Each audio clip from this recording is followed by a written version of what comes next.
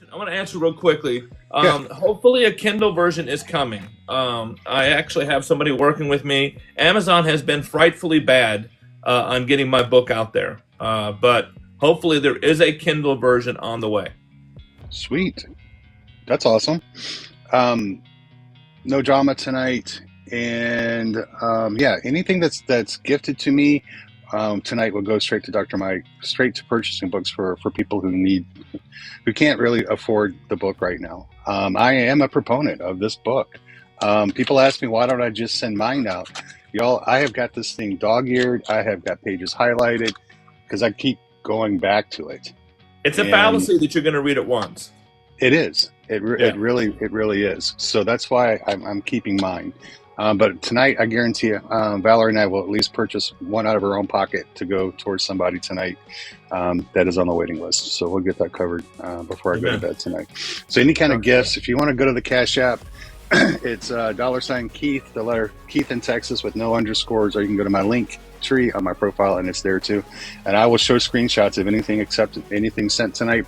I'll put that on a TikTok tomorrow so everybody knows what was raised through that and gone to purchase books. So we love you guys and we appreciate you guys for being here. We haven't been on a live in feels like 6 months. I agree, and I think that it would be safe to say that the community itself kind of got in the middle of that, and it was a little bit hairy there for just I'd say a couple of weeks, and I think that even I was kind of like, what in the world is all this about? But now I'd say that regardless, I think I'm in a healthier spot, so I could now I could give a shit what people say. You know what I'm saying? This past when these migraines of mine and the brain frog, let's just call it that, started in October. It was debilitating. There were days that I could not get out of bed because of the migraines, right?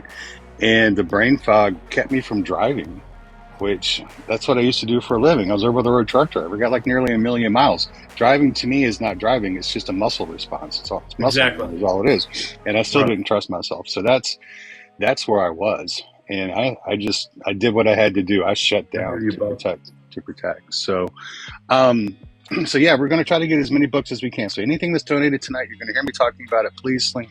If you can do it, great. If you can't, I totally get it. That's why we're here, because we're helping people get copies of the book.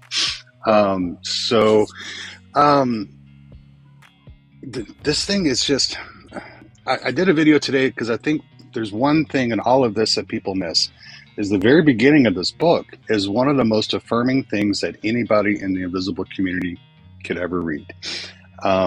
Just to let us know that our pain's real, and that we're seen. And I think that's an important thing, So, and there was a section. I apologize, but one of my videos tonight was on functional neurologic disorder and a guy being gaslit, basically because, it's like fibromyalgia. It's a real diagnosis that people use to pigeonhole people. Okay, so it's a real diagnosis, but the way people use it, it's criminal. The way people use it, it's just pat him on the head, you're going to be okay, and you just go off and drool in the corner for a while, and we'll see you when you get back, and that at some point, it is so much more than that. It is. The line I took out of it in the video earlier today was you said, I want to press the point further. The system will never see your worth. So when it treats you like you don't exist, refuse to take it personally. Absolutely. And I can remember reading that, and I was going through everything. I went with Dr. Pena here, who I'm not going to get in how bad he was. I have a great spouse, and they give me positive affirmations when they see me. But reading that really, that was one of the high points for me, because it's like, he's right. And it's not just me that he's treating like this, It's one of the harder mentality changes, though. It is. I would say that there's a lot of growth that has. Is it me that's freezing or Dr. Mike? It's both of us. Okay. But one of the things is there's a lot of simple advice that isn't necessarily simple to follow. It's very direct, it's very clear, and yet it and yet adapting it and applying it can sometimes be the greatest part of the challenge, especially when you are dealing with the buzzsaws. When they're right in front of you, you know, Goliath cast a shadow. All right, he wasn't a little thing. Just because God gave David the power to overwhelm it, did not make Goliath any less of a giant. And that comes up in here. The reality of the fact that applying these things to your life will have pain points. Mm-hmm. Yeah, and they do. And I think you brought up a good point. I tell people, and I've done videos on this, that I may not use your book how you wrote it. Right. And I love that, by the way. I love that because it all comes out good. Go ahead. Yeah, because I bought it and I read it more as a textbook. Right. Okay? And so when I was reading it and taking notes and highlighting, it's how do I apply this to my situation where I'm at right absolutely now? And to be honest with you, that's exactly how I intended it to be used. I intended the reader to put themselves into what I'm saying. And how does this apply to me? I mean, honestly, it's the only way we make any text worthwhile, whether it be the text that we use to get our degree, whether it be the Bible, whatever. If you can't figure out how it applies to your life, it's a long read. Yeah. And well, I guess I want to try to get the point I want to get across to people is don't read it. For me, I couldn't read it as follow these steps and you'll be successful. Right. Right. I couldn't, because I don't make that promise. No, you don't. Right. But I want people to understand that there's work that while you lead it and you give good information, there's still work to do on our part after reading the book, absolutely, and to go forward. So many times it's uncomfortable work. The work that we have to do is not warm fuzzy work. It's raw. It's in the mirror. I'm part of the problem, and regardless of everybody that's trying to disenfranchise me, I still have to work on the part that's me. Yeah, exactly. Terry, you can go to drmikesays.com. Yep. And there's links all over the place there to get it. Is it still in the TikTok shop? I'm not sure how that's working. It is still in the TikTok shop. As a matter of fact, it's back in the TikTok shop. So yes. Okay. I wasn't sure. We have a full stash at the moment. Okay, that's another place you can go to. And if somebody wants to, instead of sending me Cash App or through gifts, they can go to drmikesays.com, and you have there's an ability there to donate X amount of whatever you can. Right, X amount of books. That's correct. And that will go to help people get books as well. So I love that you can do that. I want to kind of go through a couple of different chapters, and then I want to get to what I think are some of the meat and potatoes of them. Cool. Chapters, okay. On page 25, when you know you need a new PCP. Yep. Okay. It's, how do I say it? A lot of people,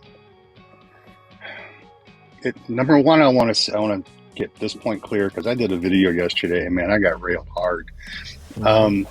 I understand that getting a new PCP or a new pain or a new specialist in any field is not always an option. Right. You can't totally understand what I say about it. You can't shit a new provider. Right. And so when I did that video, I wasn't insinuating that's all. It's easy. Go get a new doctor, because it's not. And when you go looking for a new doctor, that is not easy either. No, that's when the real work begins. Sure enough. So, a lot of people think it's like no brainers. Well, my doctor's treating me like crap. It's time to get a new one. Or for me, with my PCP here, it was the lack of care, I think, is what led me to leave the guy that I had here before, And there are consequences to not leaving too. Part of the point of the book is to let you know that I understand you can't shit a new provider, but there are consequences to staying too. Yes, there are. And physical and mental, because the PCP I had, I'll be honest, I went in and I was struggling because, excuse me, my pain wasn't being managed by Pena. And I had the sit down, the once a year Medicare questionnaire, right? That's Oh like yeah, yeah. 9,000 questions. And the PA gets to the point, the mental part. Are you depressed? And I'm like, yes. And she goes, Right. okay, well, do you have an idea what's causing your depression? I go, yeah, I can tell you. Yes. It's a constant battle. I am in constant physical pain because my pain manager doctor is not helping. And Right. it's become an abusive situation. And she said, okay. I'm like, and I actually said, can you And then she refer me? proceeded to the next question, right?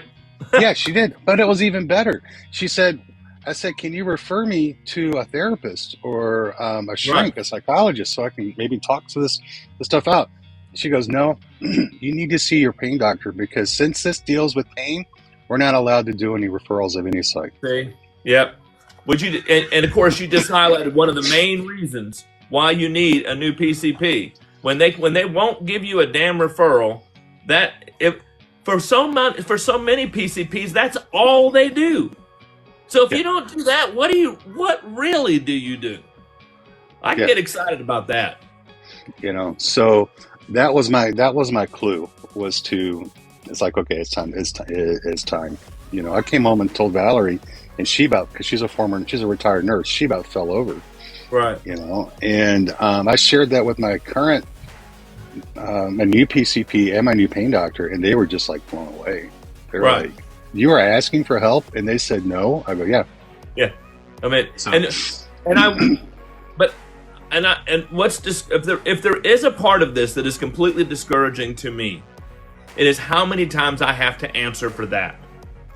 It is how many times I have to, because it's not even uncommon. It's not isolated. It is like standard of care in so many parts of this friggin' country. And and listen, never mind. I almost got tempted there, but I mean, so many parts of this friggin' country, and let's just put it this way: nobody's interested outside of the communities that are affected in fixing it. How about that? There, I good. I stayed clean. I think that's an excellent way to put it. And we'll get into it later because I want to get your thoughts on specialists and being referred out because You're right, you Amanda. you yourself are basically PCP, but you also manage people's pain, right? Right. That is a rare breed, a rare I know. creature Uh, in this country, and it works. I think the whole quality of care stuff, the whole patient-centered care is non-existent in this country for the most part, right? There are exactly. unicorns like you, because Right. once it's like my current PCP, who I like a lot, he had no idea I was dealing with two different types of migraine headaches, and that I was having MRIs done, and I was making sure all the MRIs and CT scans got sent to him, all the studies got sent, and I went for my this year's annual checkup, and they're like, "Why are we getting all this stuff?" I'm like, because I'm dealing with migraines and possible meningitis. And oh, well, nobody told us. And it's like you need that whole, Yes. you need that Right. circle, right? Right. And it's frustrating. And like you just said, the only people that are interested in fixing it are the people who are really the ones that are suffering right now because it's non-existent. Right. That's honestly, and again, I don't mean to shill the book constantly, but that's the whole point for me of the book is the more we can get people talking off the same platform, language, whatever, the more we can all have the same words, the stronger the words become. They stop being talking points and end up being care points. Because you can basically, you use the one thing I'll tell you that the book will do in no uncertain terms is you'll know within 5 minutes of any visit if that person's going to be the one for you. Mhm. Yeah, and it gets into the whole, it's especially for new doctors, PCPs, specialists, whatever. When you go see them the first time, it's not like here are my medical records, take care of me. Right. That's got to be addressed Oh, as an interview. it is. It Um, is.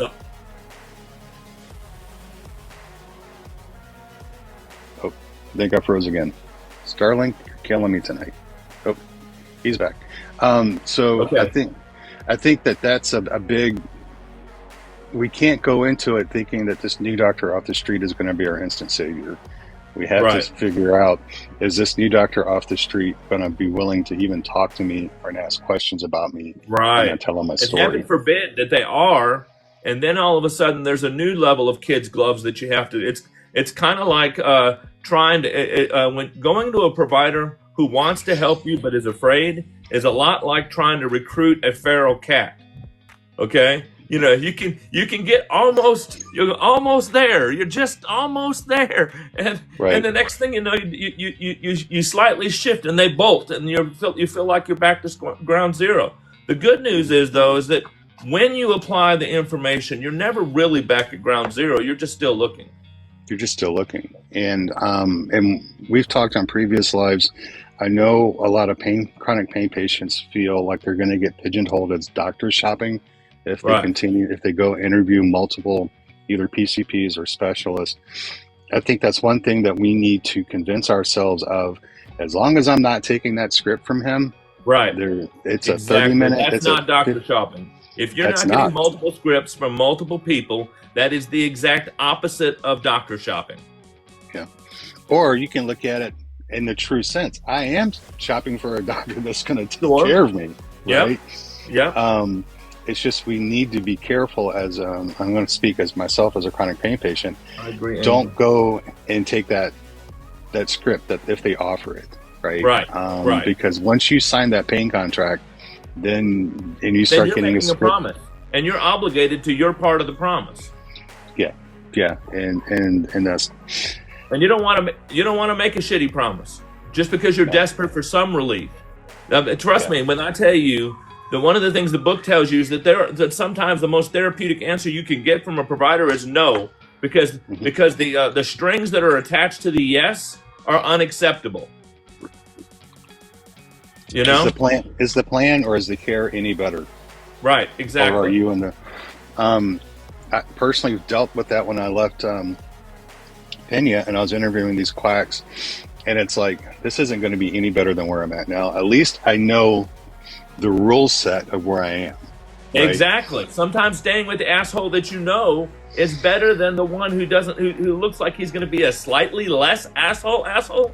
No, sometimes you know, I always used to say that whenever I was in other jobs, I could work for an asshole any day of the week as long as they could be the same asshole. Then I could adapt to them. You know what I'm saying? The problem that we get with healthcare is you never know what asshole you're going to get. No, you don't. And I say I need to know the rules I need to know the rules to play the game. Right. You know, and my survival with Pena was based on knowing his rules. So I need the rules to not change on a daily basis. Exactly. Right. Without some kind of justification. Right. Oh, don't. If there's a clinical reason, this should be easy. See, the thing about it is, I don't have any trouble explaining when I say no. Meaning this, I would never say no just because you caught me on a Tuesday, and I never say yes on Tuesdays. If I'm telling you no, it's because there's a genuine clinical reason for it, and because there's a genuine clinical reason, it's easy to explain. Mm-hmm. Even if at the end of it, I'm not saying then we agree, but at least it's not just a penis head move. Yeah. Yeah, I know. You're not just. I don't know why, but for some reason I've always substituted penis head for that instead of the obvious, and my wife says it's not any better. She may have a point. She really does. She really does. You know, but the thing is, I think a lot of us would. I know I would. I need to stop speaking for other people. I know I would handle it better if a doctor was honest with me when they told me no, instead of bullshitting me. And that's, of course, a whole chapter in the book. That's its own chapter. That one starts on page. Understanding their world. That one starts on page. Here we go. Here you go. That's page 54. Literally called "When You Say No, Tell the Truth." Tell the truth. Exactly. Again, I just said earlier, I don't want to take your book as follow these steps, but there is a step in there about a 3-minute life story. Oh yeah, right? The most effective thing in the book. And again, I didn't I didn't follow your rule. I did my 3 minutes. I did my 3 minute story, and I Right, memorized it. I had it right, down, but it never presented itself to naturally come up when I was right. talking to my new specialist. But and what I want to drive home to people, when you're memorizing this, you don't anticipate you're going to be telling from at the very beginning. I was Like a here, and go monologue. Like it's going right. to be a monologue, but it So gets you in the mindset of I need to stay on point, and I need to get my point out without a lot of extra information. and for me, what it did was by memorizing it by every single word, every Right, single letter. When I got there, because I had put in there major points that I needed to get across, right. and so it reminded me of those three things that I wanted to get across. I never got them across in the format of my story, No, but I was able to get those across. right. And But you had I never left it either. But you never left it either. Your brain was so organized that it didn't matter that you couldn't deliver your 3 minute life story. Now, I just made a video tonight where someone actually did deliver their 3 minute life story. uh, And it was, an excellent success story. That one's on YouTube. But I mean, that, but what yours is just as valid. Again, I like what you said. I didn't use it the way you maybe intended. One of the ways I intended it was for people to figure out how to take the information and just apply it to their lives. And I feel like you did that to the uttermost. well, it's well, it just was easier. Like I said, I bought it as a textbook, and that's what we're doing tonight, y'all. We're trying to raise funds to get the people who can't afford these tonight. If you can throw a gift, if you have the ability to send Cash App, it's on my link tree. If you have ability to go to drmikesays.com and donate a few, there's like 40 people looking to get books. And while we may have a new political climate, our economy's still not good. No, right. I didn't And, get political there, did I? and I'm not trying to.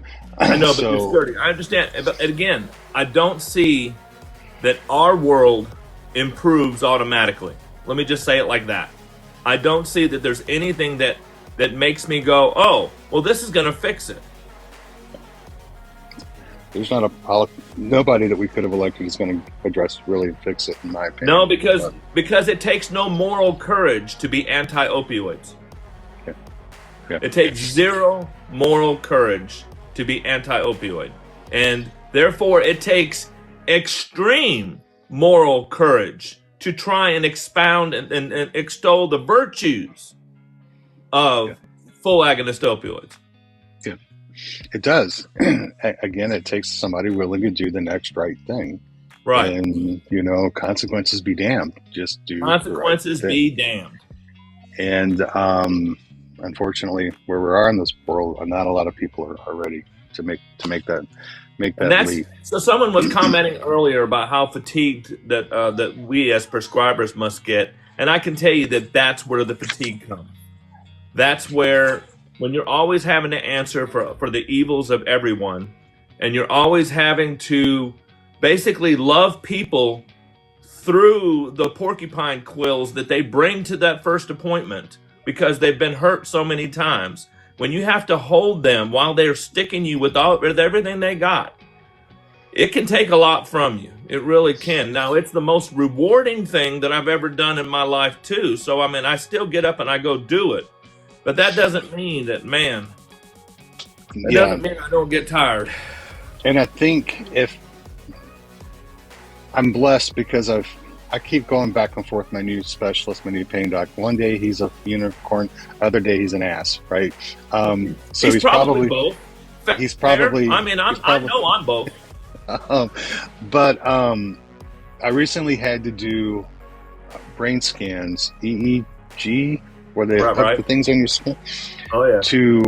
and I was led to believe I was under the impression they were testing me for opioid Use basically disorder. addiction. Right. Yeah, that's what Right. they're testing me for. So my PTSD from Dr. Pena, who I hadn't seen in months, I found this out Didn't on board this into that. appointment. I Yeah. found this out on a Friday. The appointment was Monday, so I couldn't reach anybody Friday at the doctors who was doing this. So I stewed Friday, Saturday, Right. That was a Sunday, bad and shit Monday. weekend for you. I remember. when I walked in there, man, I just went off. And Right. I did, though, when I went to get my results the next week, I apologized like a mofo. Right. And I explained to him, I'm like, do you remember when I first met you, I told you that I'm dealing with some PTSD from a previous doctor. And he's like, as we were discussing it that day when you were freaking out, he's like, I did remember in the back of my head that something about you and medical trauma. And but so he's like, just shut up. I totally understand why you would have been freaked out. But I think when we do wrong, and I'm sure it's somewhere in the book, I can't tell you where it would be. When we are wrong, I think we need to admit it to. It's just like when the doctor does something good for us, say thank you. Right. Give them Exactly. give them examples of if they agree that an increase or a physical therapy treatment might be helpful, and it is, let them know. Absolutely. Let them know. Yep. But when we make mistakes, when I make mistakes, I feel like I need to go in there, my tail between my legs, my head down, my hat off, and say, dude, this is where I was. And as a provider, I do the same thing. As a provider, one of the things that my patients is, as much as I've done it, I'm surprised they still get surprised. But when I'm the problem, and a lot of times, guess what? It's me. When I'm the problem, I make sure they understand that was me. That was not my staff that didn't get back to you. That it was the prescriber that was the problem. Yeah. And it's the same ethic. And Tamara said, I'm not apologizing for firing 2 doctors and an office manager today. I'm not saying that if the doctor does something wrong, you should not apologize. Absolutely. I agree. I would never want you to apologize for something you're not responsible. Well, you are. I agree. But if they caused you to do for your reaction, so I'm not saying that we need to go in and just be allowed to be walked over. No, this is not about kissing their ass. This is just being grateful and letting them know and accountable and being accountable to your doctor, because that to me is a big thing too. I hear you, Tam. Hey, Phyllis, darling. We on page 93, your chapter is chronic pain patients should cause themselves some pain. Oh yeah. And this is a problem chapter for some people. Agreed. Agreed. When you said earlier that there's a lot of work you have to do. The book's only 130 pages, 120 pages, right? Right. But there's work that we have to do to make it work, right? Right. And this is the first 15 pages are really that you're all nice, warm and fuzzy, right? And you get hit by the train. The locomotive is on page 93, right? Exactly. And, I waited. I let you get into it a little bit before I hit you square between the eyes. It's true. The point of a pain plan is not to have you comfortably sitting still. That pain sucks. Exactly. Right. Man, that does suck. The other part about this, though, the part of why I wrote the book has to do even more than the patient, has to do with all those well-meaning loved ones who tell them things like, well, just sit down. It doesn't end well. It doesn't end well. When you tell somebody who's a chronic pain patient, they should just live within their means, because your world gets very small very quick. Okay. It does. And I find it. Thank you, Phyllis. And when we talk about, I tell people that this can be used for any invisible. It doesn't have to be just chronic pain. Chronic illnesses and some dealing with if you have POTS or something, you can still use this information for those type of situations. Mental health as well, right? Right. But I can speak chronic pain because that's my biggest thing. I find it interesting across the chronic pain patient spectrum. Some people ask the doctor to get them to a 0 with meds or treatments, and then you have people like me and others that say, "Get me to a 5." Right. Give me to an honest. And then you got folks like me that say that number's irrelevant. Right. And but I want to hit a timeout real quick. it is an irrelevant number, okay? Because it needs to be based on what am I able to do versus what I can't do. Absolutely. Right? That to me is a much better guide. But I would venture to say 99.9% of pain specialist doctors, a pain doctor's office, or even a PCP's office, what's your pain level today? That's an automatic thing. It is. And my staff do it, but I just don't. I've been adding a step. I added a chapter in your book. Oh, okay. And I probably should. I don't tell people that this is your idea, because if it sucks, I don't want them to think it's you. Okay. I've added a step when I tell people to interview doctors to establish a 7 with your doctor. Right. Ask your doctor. Establish what a 7 looks like? Yes. For you. Find what your 7 looks like. I think that's pretty cool, actually. For both of you.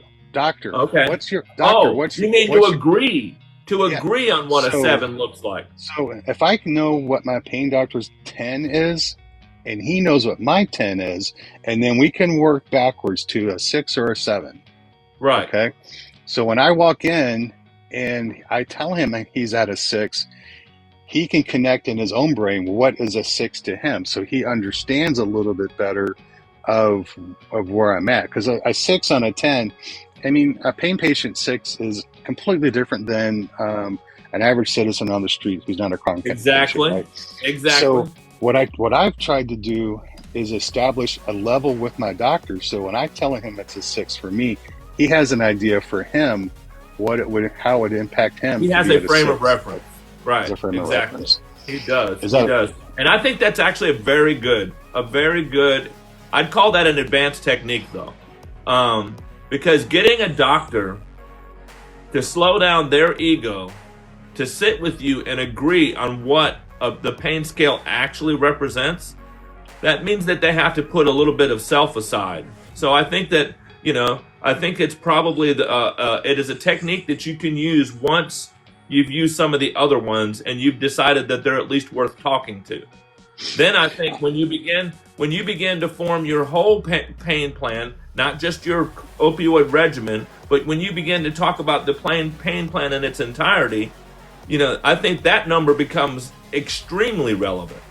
But the reason why I have a problem with the pain scale, and I'm just going to say this one thing and I'm going to shut up. Okay, you're fine. Even all 10s are not the same. No. I've had 10 out of 10 pain 3 times in my life. They are completely different. Each one of them arriving to 10 out of it, and I could even put those 3 on a continuum where this 10 was worse than that 10 was worse than that 10. Okay. And that's what I'm saying.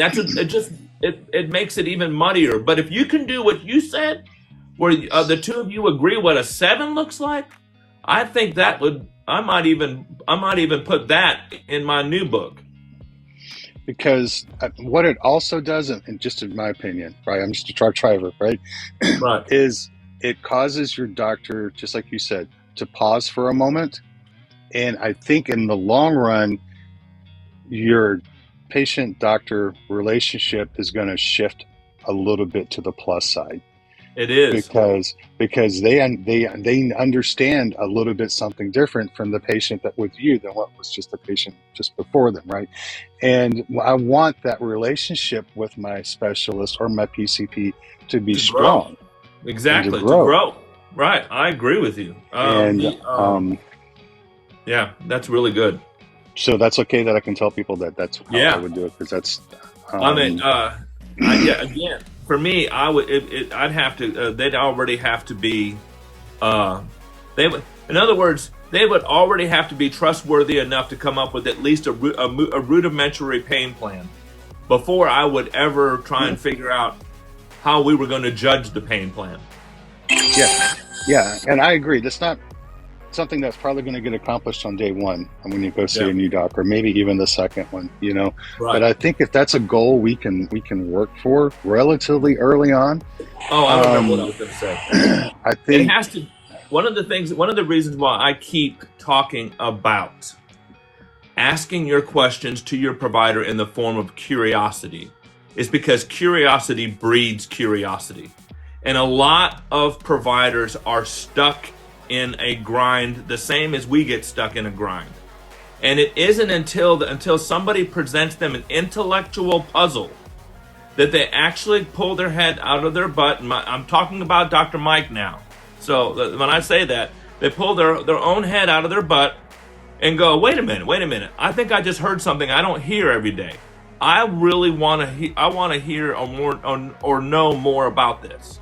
And it gets them inexplicably. They don't even realize they're coming to the table when you ask it in a curious fashion. They don't realize that you're drawing that your own curiosity is drawing them out, and that's wonderful. Yeah, I think that's a good way to approach it as well, because a lot of it goes back to, again, I can speak on my experience as a pain patient.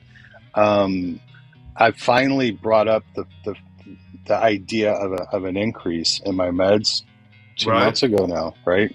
Right. And my way is not going to work. I'm not going to guarantee working for anybody else, right? Right.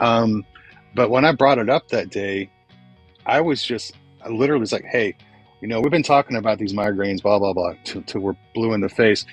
We haven't talked about my back or my legs or my feet or my thighs or this. We haven't touched that in 4 months. I want you to know that because of where I'm going with these migraines, it's feeding stress, which is feeding the pain, and it's just increasing. So very soon, I'd like to sit down and talk with you about maybe an increase. I love what you did. I love right there. Let me just say, you did something very good there. You removed the urgency for an answer at the beginning of the question. And yet, and left an expectation, though, that there would be an answer at some point. You didn't let him off the hook, but you introduced the topic in a way that said, you don't need to feel under the gun about this. And yet there's an unmet need, and here it is. So you set the expectation that it would be that you deserve to have it addressed, and yet you removed the pressure from it. That is so vitally important when you're negotiating your pain plan. Well, I mean, I think it was honest, right? Because I know he's under a lot of stress. He's got a boatload of patients, and we're dealing with XYZ. But if there's one, and again, I'm not an expert, and what works for me may not work for others. When I would really say, if you're a pain patient and you're looking for help, I'm not able to do this anymore. I'm grabbing a mint. 1 second. No, you're fine. I think I would say to what's changed? Something's changed, and I'm not able to do this anymore because of something's going on, or my situation is changing. And instead of what we are trained to do, hey, I think an increase means I could do a lot more than what I'm doing right now. I think we need to. It's our responsibility to phrase it differently. So I agree with you, and here's what I would say about that. But this kind of brings something you said in the very beginning kind of full circle. You took the book as a list of things that you would have to get good at, and then you found out how that works with you. The book gave you the challenges, and then you figured out how you took what I started with, and you figured out how to make that fit you. Maybe that's what I should start doing. I should teach a class one-on-one with your book. Yeah. Just joking. But you know what? In all seriousness, my goal would be that enough people get the book, and that enough people teach enough people. I would love for the book to be useless someday. Yeah. You know what I'm saying? Oh, yeah. Because at the end of the day, if this book became irrelevant, I would feel like I've accomplished more in my medical career than I could ever have hoped for. Yeah.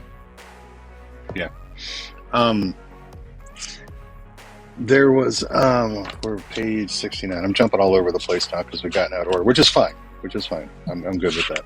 I'm good for that too. Another hard chapter for me as a patient, right? page 69. Some broken things will always be. Amen. I agree. It's rough. That is not. It's not a good, comforting thing. Yeah, I left warm and fuzzy again on that chapter. I really did. But when even more than, when we did the series, 6-8 months ago on the grief process, I think that chapter is all about the grief process. It really is. It is. Don't get stuck here because it's going to do nothing for you in the long run. Yeah. And I think also there's this big discussion on the term acceptance. Do I accept that I'm disabled? Right. Right. And it's tough because I accept that I'm on disability, which makes me disabled. But I don't have to accept the fact that I can't do something. I can't still be useful to somebody, or I still can't. Absolutely. And you know what? Right. In my mind, that chapter doesn't say that. In my mind, the chapter says that the more you can accept what is broken, the more you will be creative and find all the ways around the limitations of whatever it is that won't get fixed. Yeah. It is more about it goes back to it's honestly it's another version of the very beginning when we talk about you being more than your diagnosis. Well, then you're more than your broken things too. And yes, whatever you have that's broken that will always be broken. The only reason why I make that point is because it doesn't have to be life limiting. Eventually, when we figure out how to incorporate it into whatever it is our life plan is, many, many, many people who have permanently broken things will amaze us, including ourselves, by the way, but with what we're able to do. And one thing that I beg people on this app, as well as now Insta and as well as YouTube, is you can make a difference in someone else's life just by leaving a comment on a silly TikTok. Exactly. Right? Oh my goodness.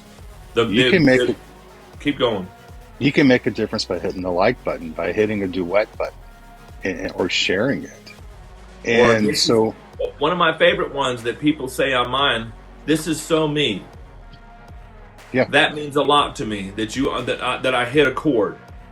Because sometimes it's even the content creators that are trying to lift up others that really need to be lifted up themselves. And we all get to feeling a whole lot like Elijah, in the cave all by ourselves, and only I am standing up. We all feel that way sometimes. Yeah. And I'm my brain, my ADHD or whatever you want to call it, I have to have definitions to a lot of things. And so that's how I try to define this community, right? It's a group of people that have come together with varied diagnoses who share lived experiences with the hope of helping others to be a little bit more successful and to let them know they're seen, they're heard, they're loved, and they're not alone. It's a lot of words, but it's all true. And when we are accepting, I can't get out of bed today. Right. Can we do something to help somebody to lift somebody else up? Exactly. In the end, it may not take away the level 10 headache I'm fighting with, but at the same time, maybe it's going to give encouragement to somebody else. Right. Yeah. And not only that, but that day suddenly became meaningful. And because the one of the points that it does make in that chapter is just because some things that are broken will always be, doesn't mean that today has to be in our mind a wasted day. And a wasted day doesn't, by the way though, a wasted day doesn't mean productive either. A wasted day doesn't mean I got up and did all my shit. No, I laid in the bed all day, but guess what I did? I expressed love, I received love. If you've ever wanted to see love in its purest sense. Look at somebody who's had a traumatic brain injury and they're in a nursing home and they have almost no cognitive function anymore, and watch the family that sits over them. And watch how that life is one that we would never, ever, ever choose for ourselves. Right. Is everything that somebody else needs. Yeah. We have never reached the point to where we have nothing. We reach the point all the time where we feel we have nothing. Yeah. Oh, I'm there. I've been to that. Yeah. Oh yeah. You know, I call that home base. Yeah, it's a dark spot. I want to pitch it one more time. If you guys can send some gifts, some footballs or some roses or something tonight, anything taken tonight will go to getting books out to people who can't swing them right now. And if you want to go right to drmikesays.com and go to the merchandise page, there is a thing called Donated Book. When you buy the donated book, you need to know I will not be sending it to you, even though it asks you for your name and address. That is just a e-commerce thing. They have to have your name and address. It will still go to the person that's been waiting longest on the donated list. And right now I think we're about 10 days out. We could be a lot further than we are, but we're only about 10 days out. No, okay, 15. I remember now. It's 15. But still, yeah. Because there's so much in this that I think people can get, right, and they can take and they can apply. I know people have bought copies for doctors and taken it to their doctors and stuff. And one day in the future, we can talk about that on another live where I'm not a big proponent of walking in and handing a doctor this book, right? Because I feel like it's like, read this and do your job is right. What I see a lot of doctors accept taking it from. That's why I'm allowing people to use the donated book function for me to send a copy to any provider, whether they're good or bad. Now, I would prefer if you tell me, just so I have context, but just give me the name and address, buy the donated book, save yourself the money on that, and I will ship it to the doctor of your choice, good or bad. And that way, it takes you out of it. It takes any blame out of it, that kind of stuff. Because it comes directly from me and doesn't mention you. No. And, because if Dr. Pena knew something was coming from me, he'd have the fire department waiting for it to Exactly. arrive. They'd be testing the envelope. We're using old people humor now.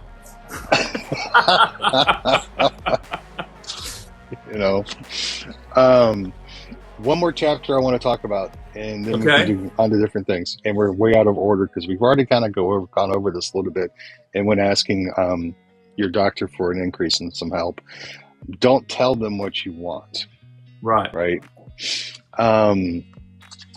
It's a double-edged sword. How do you approach expressing your needs, which is telling them what you want?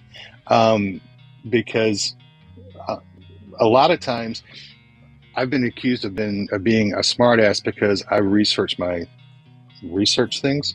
Mm-hmm. And I feel that some doctors get offended if I come in and I know and I have an idea, right? Right. Well, see, but I like what you said there, though. I like what you said. If you come in and have an idea, that's a different story than if you go in and tell them what you need.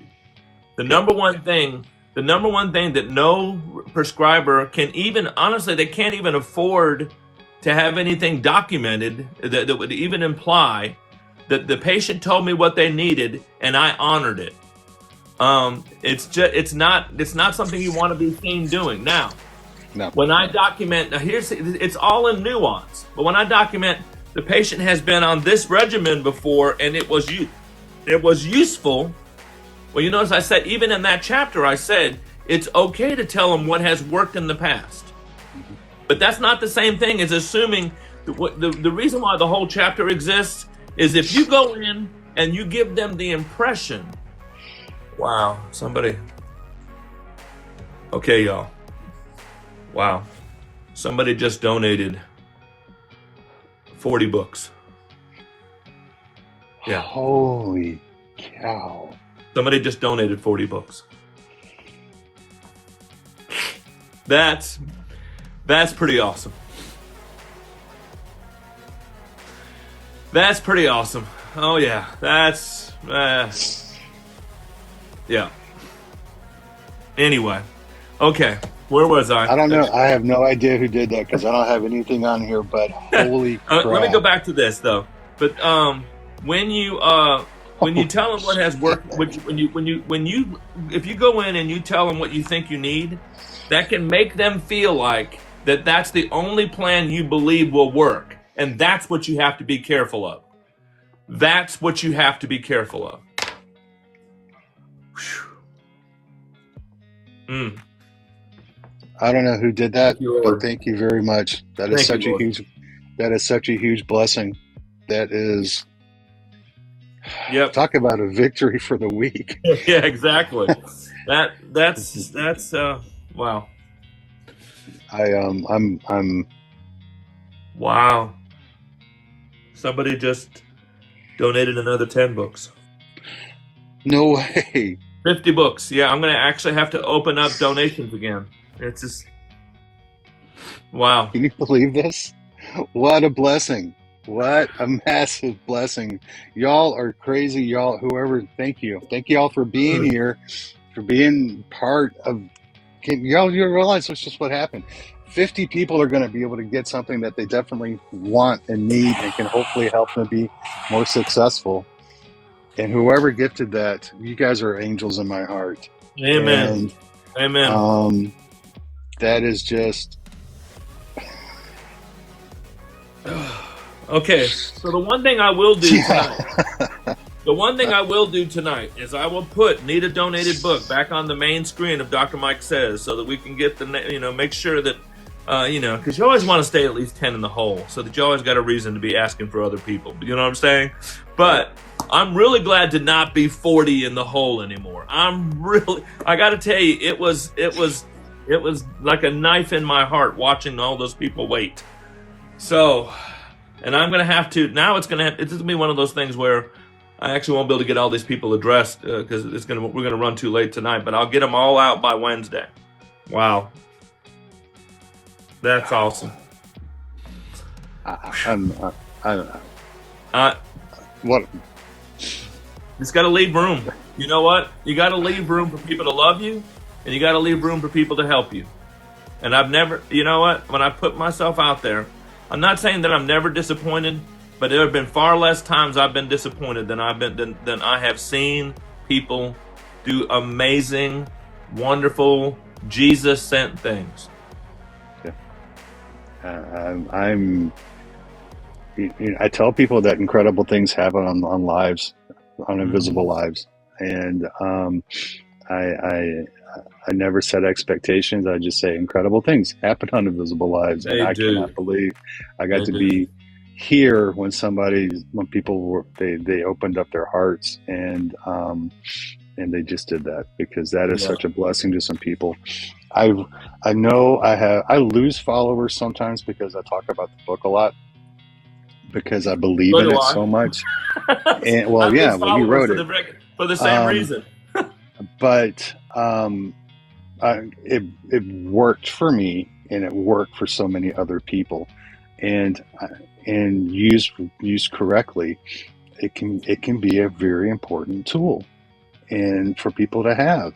And like I said earlier, I can't send mine because I've got so many dog-eared pages and highlighters in different colors. And nor do I want somebody else to send theirs away. I mean, the thing about, again, you're gonna be needing it more than once. Yeah. If you know somebody that can't afford it, we will continue to be out there doing what we can do. Oh my goodness. That's awesome. That's awesome. Today's been a crap day, but this is just a great way to end it. Before I let you go though, when are we going to get, You Still Are More, or You Are More Still? or still you are more? Okay. That's a very good question. It's probably going to be after I finish the second book. I'm going to do. I will do an expansion, and I'll tell you, when I do the expansion, it's going to be one of these things where I go out again into TikTok or into YouTube or into Instagram, and I say, and I just, because how did I write the first book? I wrote the first book by answering questions for 2.5 years, and I took everything that y'all had asked me, and I assembled it into those pages. So the revision will probably be handled in very much a similar way. Y'all know what you need to know. I have a lot of information to give you, and we'll join the two up somehow.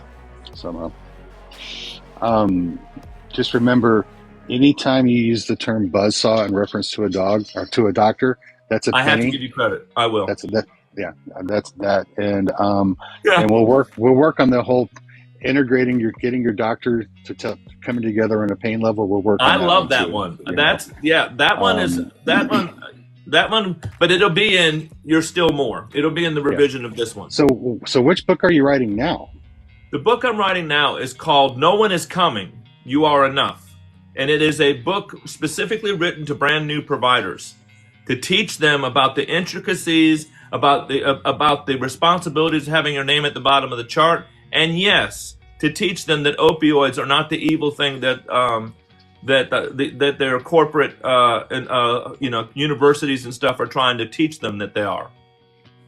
Awesome. Are you going to let non-doctors read that book? No, absolutely. As a matter of fact, my pre-sales are probably going to be all. I would expect that my pre-sales will be all, chronic pain patients. Because I like to consider reverse engineering, right? Right. Does that make sense? No, I agree. It'll be a textbook in its own way for the chronic pain patient. You'll have to flip it. It'll be but yes. Yeah. You see what I'm teaching. But I think here's the other thing that's going to do though. I think you're going to see why so many prescribers are afraid. And I don't mean just about controlled meds. I mean when they're brand new to this role, whether it be first-year residents if they're MDs, or whether it be PAs or NPs, prescribing pharmacists, what have you. We all went through that period of time where all of a sudden we had to have our name at the bottom of the chart for the first time. And it is overwhelming. And one of us froze. in a way, it's name at the bottom of the chart. Yeah.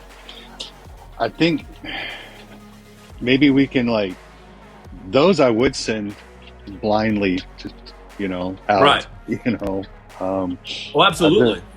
A friend of ours, Amanda, she's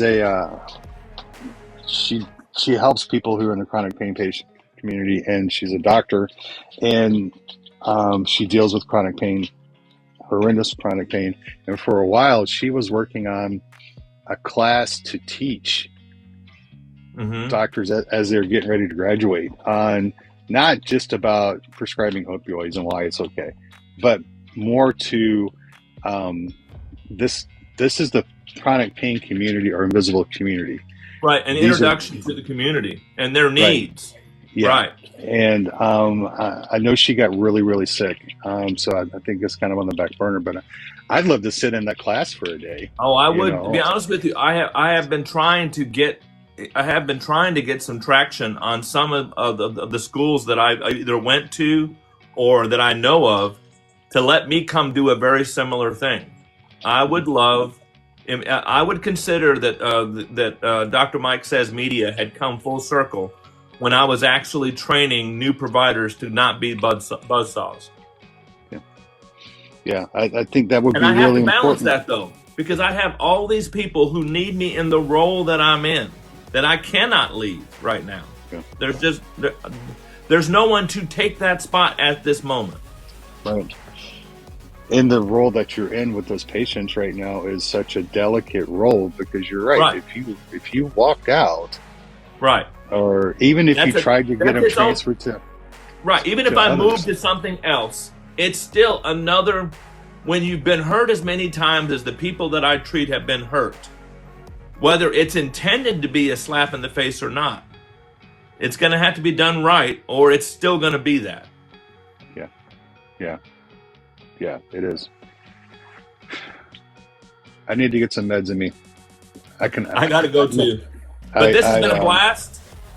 Dude. And why don't we just, let's see. I can't say 1 month from today because, actually I could say 1 month from today. Because that'll be, no, wait a minute. That's February 20, this is 20th. February 20th. Yeah. But 4 or 5 weeks, we'll look at doing this again. Another one? Right. You had how many books donated? I'm going to have to go back and do the math, but it's somewhere around 50. It really is. What a blessing. I mean, I am. What a blessing. I'm blown away. And I'm blown away. Again, to the people, the persons, the people, because I don't know who they are. We don't want to throw names out. I don't want, unless you want to come out and say anything. I don't want to do that. They're very protective of their privacy. One of them has donated now close to 130 to 140 books total. Oh wow! Right, and they happen to be joining us, and apparently they just they knew who they are. I can't thank you guys enough for doing that and for letting us be and just there when it happened. Be part of it, right? To be part of it. Amen. That's a blessing for all of us.